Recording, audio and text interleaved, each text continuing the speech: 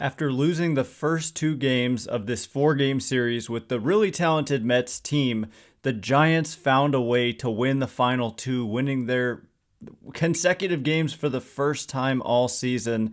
Help was on the way with Joc Pederson back, and more help is on the way with Haniger and Slater coming back, and the Giants are going to be a totally different team with those guys on the field.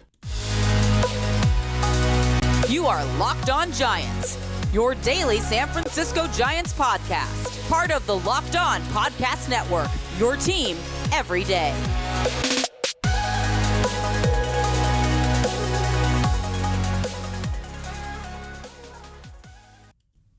Hello and welcome to Locked On Giants, part of the Locked On Podcast Network, where it's your team every day.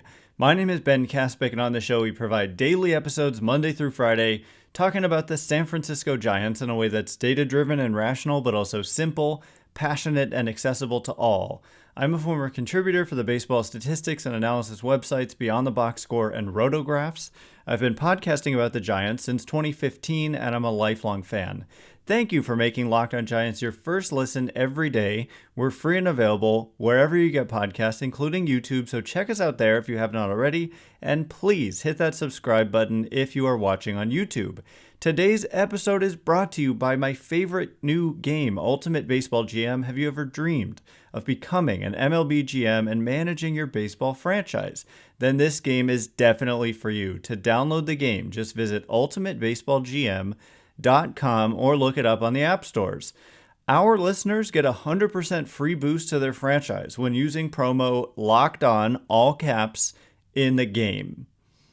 And coming up on today's show, the Giants got a couple of very much needed wins against the New York Mets here. After losing the first two and looking bad doing it, the Giants needed a couple wins and they got it. And the first thing that stands out to me is they're getting healthy.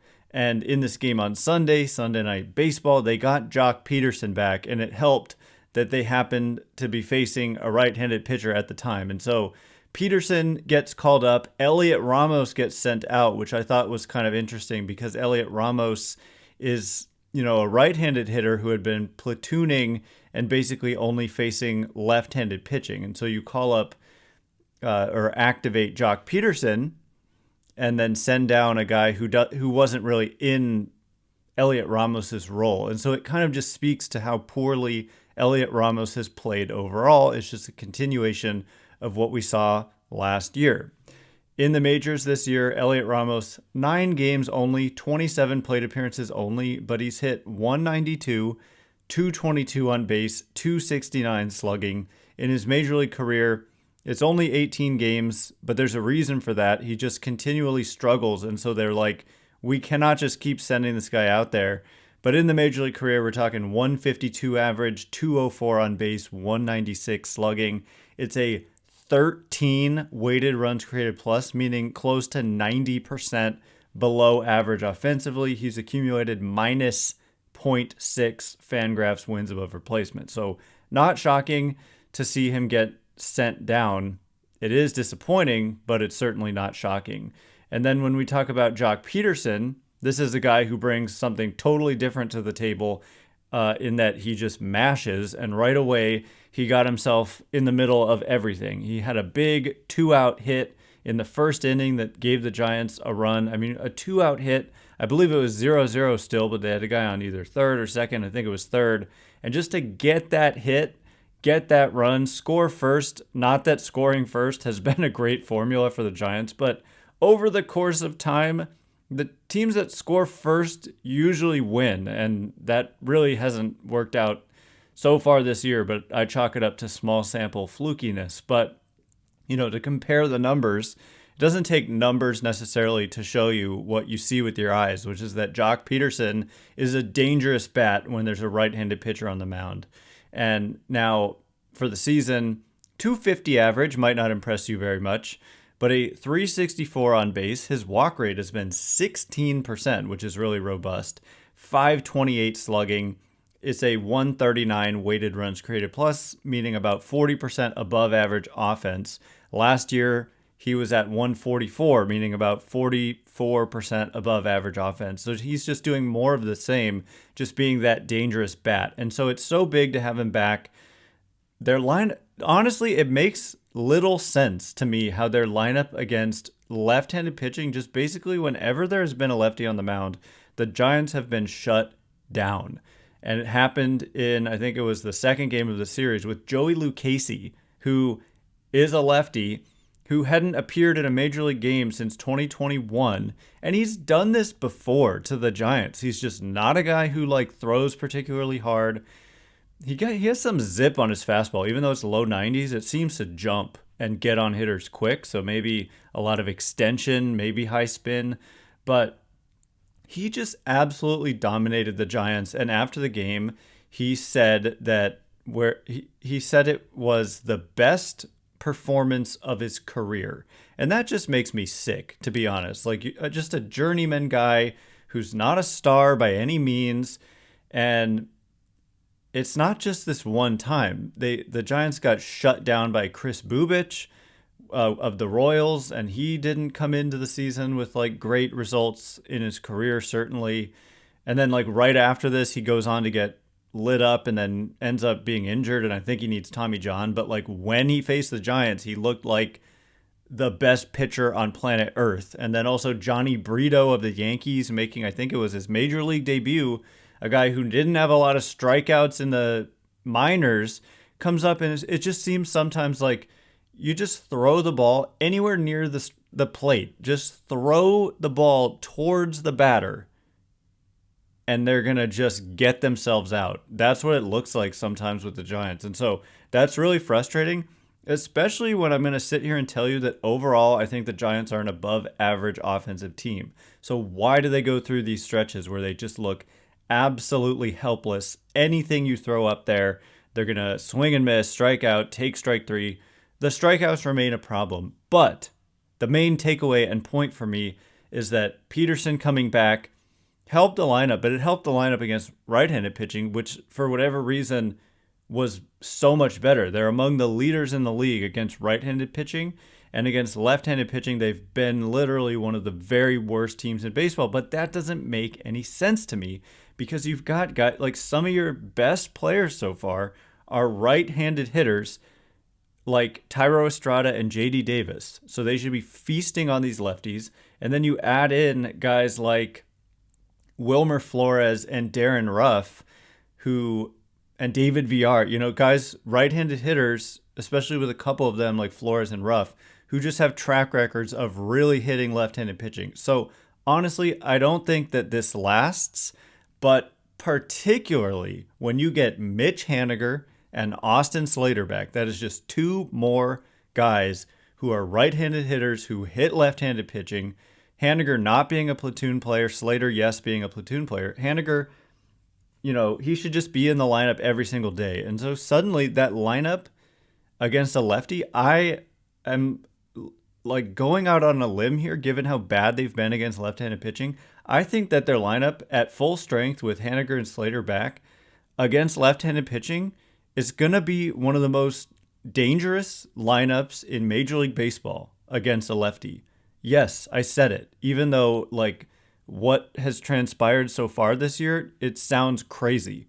But just up and down the lineup, like I mentioned, all those guys, Estrada, Davis, Flores, Ruff, Haniger, Slater, Bart, you throw in, like, Conforto as maybe the one lefty in there, David VR. They're going to just be up and down the lineup a threat against a lefty, and their lineup against righties has been just fine. And so anyway, that's how I feel. Guys coming back, it's going to make a huge difference. But who are going to be the casualties on the roster when Slater and Haniger return? Because those guys are in San Francisco. They've returned from Sacramento. They could be activated tonight because guess what? Once again, the Giants are scheduled to face a lefty tonight. And so do we see the season debuts for Mitch Haniger and Austin Slater tonight? I would be very excited to see it. And hey, maybe they would break out like I'm kind of predicting they should, facing a left-handed pitcher at some point soon. So we'll get into all of that in just a minute. But before we do, I want to tell you more about my new favorite game, Ultimate Baseball GM. It's the coolest game I've played in a long time because I dreamed for a long time of becoming a Major League General Manager. I have since given up on that dream. I'm happy what I'm doing here, but it's in there inside of me. You know this based on how I talk about the game. Thinking like a GM, managing a team, trying to put together a winner is in my DNA, and I'm able to put those skills to the test with a challenging, realistic, but extremely fun game in Ultimate Baseball GM. You've got to hire the right coaches and staff, manage team finances, scout and draft players, manage difficult personalities and injuries, navigate your franchise through free agency, and all of the ups and downs of a season. And Locked On Giants listeners get a 100% free boost to their franchise when using the promo Locked On in the game store. So make sure to check it out. To download the game, just visit probaseballgm.com, scan the code, or look it up on the app stores. That's probaseballgm.com, Ultimate Baseball GM. Start your dynasty today. All right, here we go. We are going to get into what that lineup, who are the casualties going to be, who's going to get sent down, because you've got two guys who are on the cusp of being activated, and what is the roster going to look like? What is that lineup going to look like? Maybe I'll make a prediction for tonight's lineup. I also want to get into how I think Tyro Estrada is being slept on. We talk about, a couple of national broadcasts in a row, and really, they annoy the heck out of me, to be honest. These national broadcasts, Giants are rallying for like 10 minutes, and they barely discussed it while it was happening. Instead, we're talking about sticky fingers. We're talking about rosin and sweat and alcohol. It's just like, hello, the Giants are... My God, call the game. I'm sorry, but geez, it just is unlistenable. How is that how we're going to grow the game? It's like, oh, there's a game going on, but nobody's going to talk about it. We're going to talk about everything else but the actual game. Ticks me off, and you're missing that. Not necessarily. No, they were saying like, who can you get attached to on this team? Is there anyone you can attach to on this team? I think we're sleeping on Tyro Estrada, so I'm going to get to that as well a little bit later. Let's not forget that the Giants play the St. Louis Cardinals tonight at 6:45. Like I said, Giants facing another lefty, Alex Cobb on the mound for the Giants. And the game is at 6:45, like I said, and catch every pitch of the Giants' hometown broadcast with SiriusXM on the SXM app. Search Giants. And so, anyway, I'm just going to make some predictions about where I think these roster moves will go, given that we could have a couple of significant ones made today. If two guys get called up, we can see two roster moves, and it's not entirely obvious who they would be. I've got thoughts on a lot of different players here. I mean, I'm thinking about Blake Sabol. It's interesting. He saves himself. He goes through these big stretches of struggling, but then he'll hit a home run. He gets some catcher's interference, but then he'll make a nice block. He had a big hit in the game yesterday. But overall, I mean, my goodness, looking at the numbers, he struck out 43% of the time. He's walked just 2% of the time. He's hitting 205, 255 on base. 409 slugging is impressive given just the 205 batting average. So that's like the one thing he has going for him, is that he's hit for some power. I mean, he's got 3 homers, and he's got 9 hits, and 3 of them are homers, and that's it. No other extra base hits. But you can't just send down Sabol and have Bart as your only catcher. But I do think more and more Bart is clearly looking like the better option than Blake Sabol. And so with Gary Sanchez having an upcoming opt-out in like a week, I think that's another move to look out for. Sabol may be running out of time, and it could be that you see a tandem of Joey Bart and Gary Sanchez. And to me, that, given how Bart is performing better and the strikeout rate is under control, it's only 23%, career strikeout rate of 37%, small sample, but he made a couple of really impressive throws. I think it was in game 3 of the series.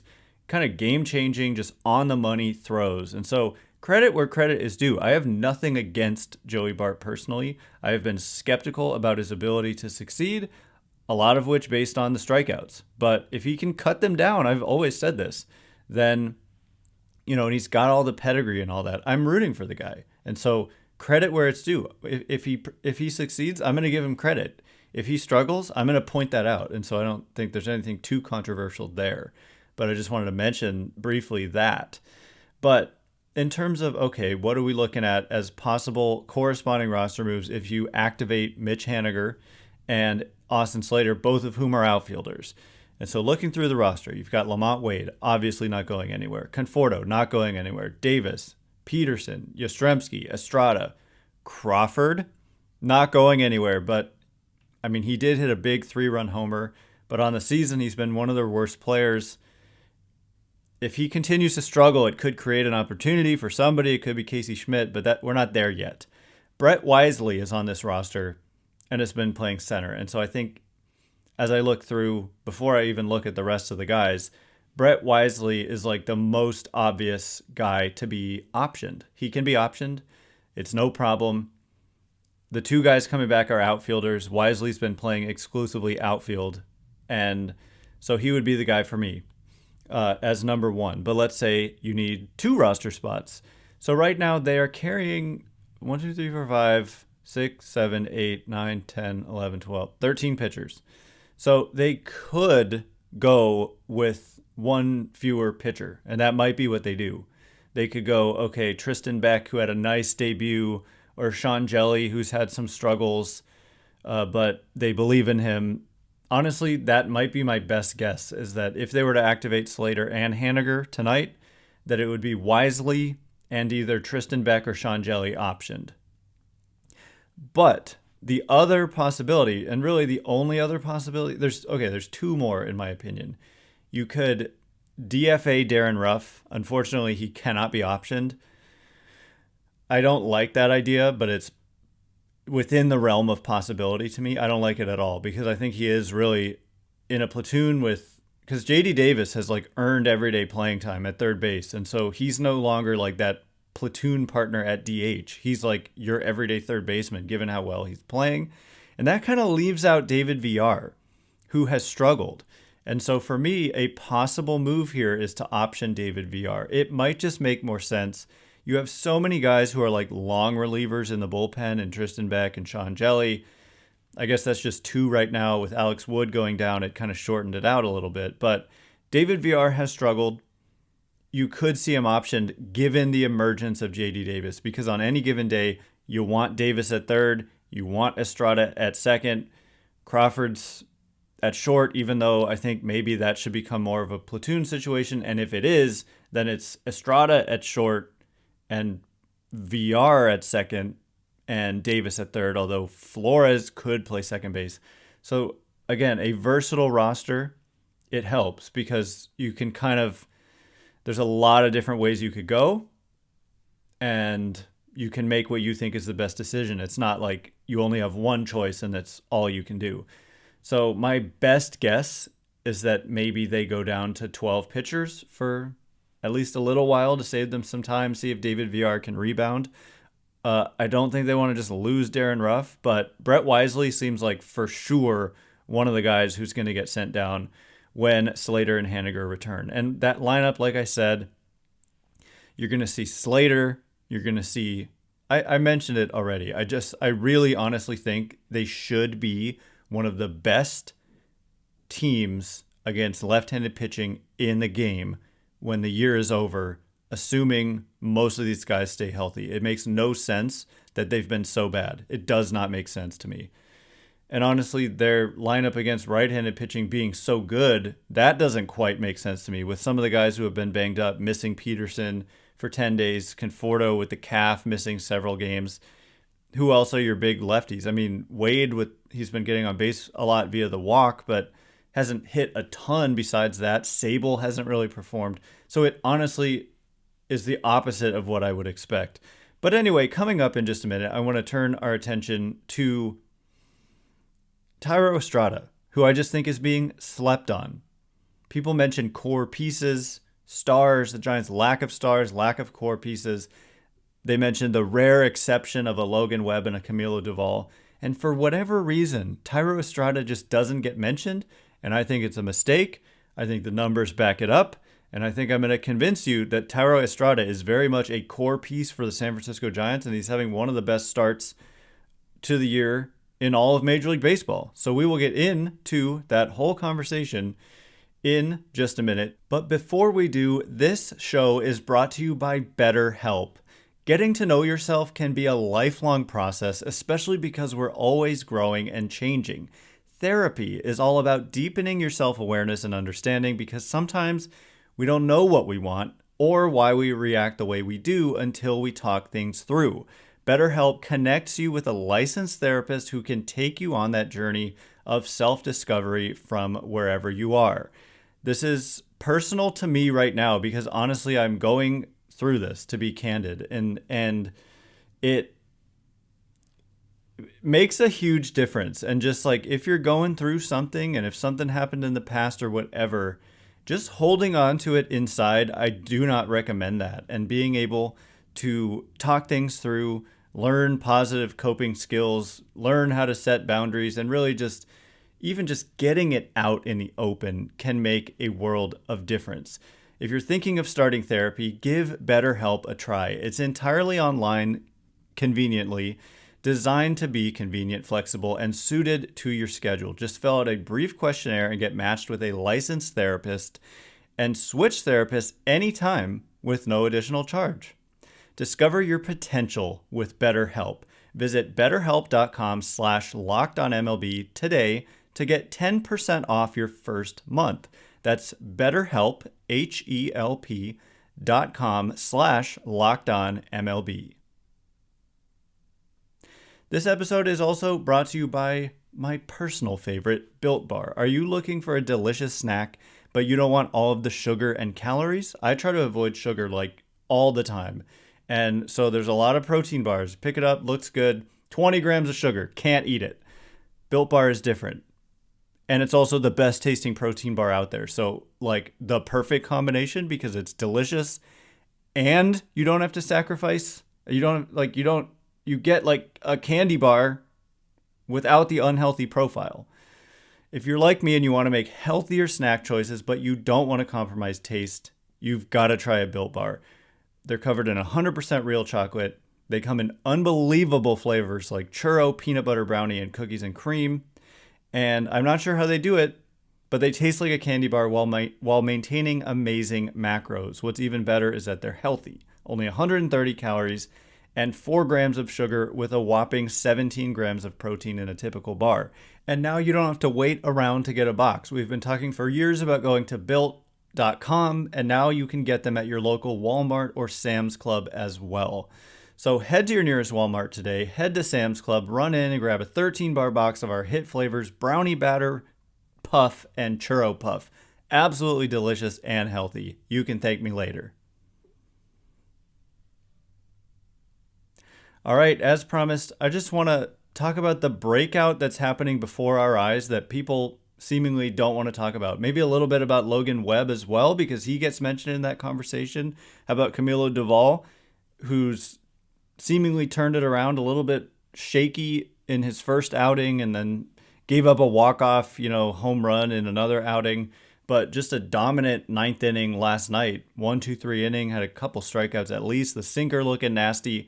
So Webb and Doval, I think we all understand that these are like core pieces. They just extended Logan Webb, so we're talking about a guy who's going to be here for the next 6 seasons after already being here in 19, 20, 21 and 2022. My gosh, so he's been here 4 years and he's going to be here 6 more. And Doval is under team control through the 2027 season, and so those are a couple of nice core pieces to have. But why doesn't Tyro Estrada get mentioned? I honestly have no idea. And what has Estrada done this season? All he's done is been a baller. Like, he just does everything. And specifically, he's hit the heck out of the ball. I mean, he's hitting .329. He's got a .384 on base percentage. He's got a .532 slugging. It's a 151 weighted runs created plus, which is about 50% above average, which is really, really good. Like I said, last year, Joc Pederson was about 44% above average. So I'm not saying Estrada is going to keep up this pace. In fact, I would confidently say that he will not keep up this pace, but he doesn't have to. You don't have to be 50% above average to be a very good player. And the beauty of Estrada, he's just turned 27 in late February. And he's under team control through the 2026 season. So 23, 24, 25, 26. That's 4 years of team control.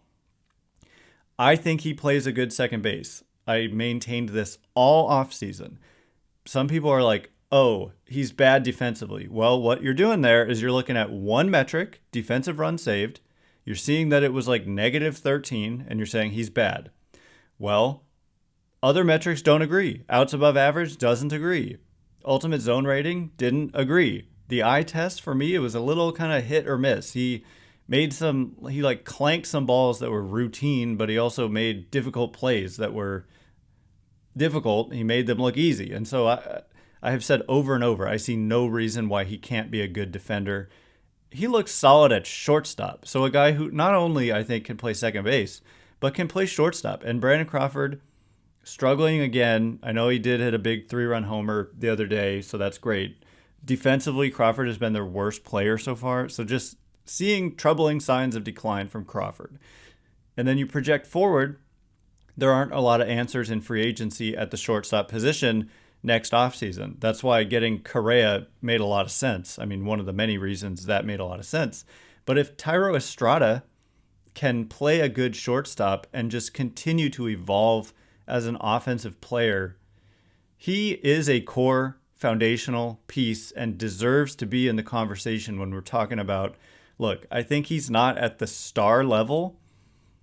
The guys who he reminds me of, this might sound a little bit crazy, but I think about Jose Ramirez on the Cleveland Guardians, and I think about Andres Gimenez on the Cleveland Guardians. Neither of these players initially were thought, like a big knock on them was like, will they hit for any power ever? And they both had, I don't want to say slow starts to their major league careers, but just kind of whatever starts to their major league careers. And then they just started kind of hitting for more power. And my goodness, they kind of broke out as star players. And so I think Estrada, that's a lofty thing to say. So maybe not quite at that level. Jose Ramirez, one of the best players in baseball. But if Estrada can continue to develop his power stroke, which is something I said all offseason I thought that he could, he has 4 homers already in 20 games. He hit 14 last year in 140 games. So the pace, not necessarily that he'll keep up that pace, but he's hitting for power. He's already got 4 homers and 5 steals in 20 games. He plays good defense. He runs the bases well. He's just a grinder. He's just a gamer and a grinder. He shows up every day. He's got a great attitude. He has fun. He's relaxed. He's a good teammate. Someone asked me, like, who's your favorite Giant? He's in the mix there. I really am a fan of Tyro Estrada. And right now, if you look at projections, he's projected by a lot of these different Fangraphs projection systems to hit about 14 additional home runs this year, which would give him 18 on the season. So you're right there at about 20. He's projected to steal about 16 more bases. So we're talking about a 20-20 guy, 20 homer, 20 steal guy who can play shortstop and is fast and athletic and runs the bases well. And when you add it all up, he's already produced 1.1 Fangraphs win above replacement, and the projection is for like 3 more for the rest of the year. So that would put him at a 4-WAR season, which is an all-star caliber season. It is not a superstar season, but it is certainly an all-star caliber season. And so that's the type of, that is a projection, which, projections are pretty conservative notoriously. And so I don't know, am I promising anything here? No, but just don't sleep on this guy. He is a good player. He's just a good, well-rounded, all-around player. and someone I want on my team. And by the way, how'd they get him? Farhan Zaidi made a trade with the Yankees. They got him for cash. And so yet another dub for Farhan Zaidi, who got so many guys who are like contributors. JD Davis, they got for JD Davis and a bunch of other prospects for Darren Ruff. And now they also have Darren Ruff. Like, hello, what a ridiculously one-sided trade there. Lamont Wade Jr. for Sean Anderson, who I think is now pitching in Japan or Korea or something. And Mike Yastrzemski for, I don't even remember who, Tyler Erb, and who is nowhere to be seen. Alex Dickerson made an impact when he was here. They got him for Franklin Van Herp, who has become a nobody. So these guys aren't necessarily stars, but they are major league contributors, and they've gotten them for like next to nothing. And so they deserve credit for that. But Estrada, I mean, he could even make that turn. And again, 4 more years of team control. Anyway, that is all the time we have for today. Thanks again for making Locked on Giants your first listen today. Reminder that the Giants play the St. Louis Cardinals tonight at 6:45 p.m. Giants facing a lefty. Will Slater and Haniger be back, and what will the corresponding roster moves be if they do? Catch every pitch of the Giants' hometown broadcast with SiriusXM on the SXM app. Search Giants. Once again, my name is Ben Kaspick. Check me out on Twitter at Ben Kaspick, Kaspick. If you like this show, please consider rating it or leaving a review. It helps me out a lot, so thanks in advance, and thanks to everyone who's done so already. I cannot wait to be with you again tomorrow, hoping to talk about 3 wins in a row for the Giants, who are 8-13. Cardinals are only 9-13, and they're supposed to be a good team. A lot of good teams not having great starts, so maybe the Giants are one of them. We'll be back tomorrow to break it down. Thanks again for listening. You are now Locked on Giants.